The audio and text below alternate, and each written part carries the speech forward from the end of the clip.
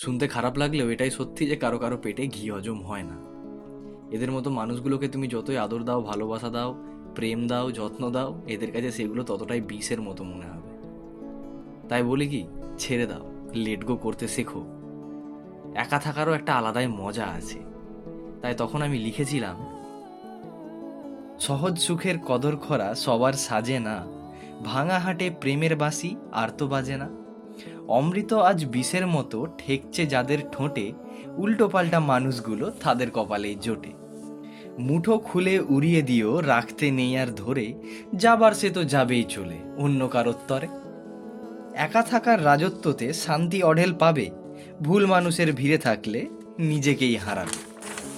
উজার চিত্তে যতই তুমি দেখাও ভালোবাসা, এদের কাছে সবই এখন ব্যাকডেটেড, এগুলো নিছক তামাশা।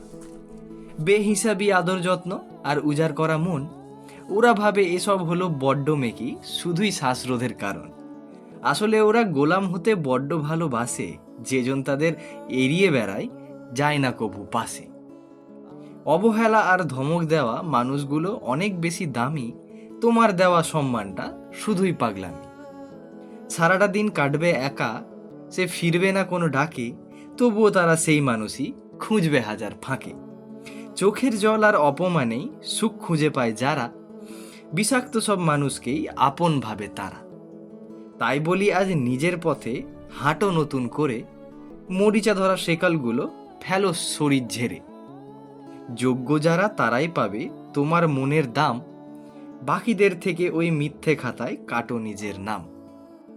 তাই আবারও বলছি, বুঝে প্রেম করো, আর না হলে একটু ধৈর্য ধরো, একটু অপেক্ষা করো, যে আসার সে ঠিকই আসবে।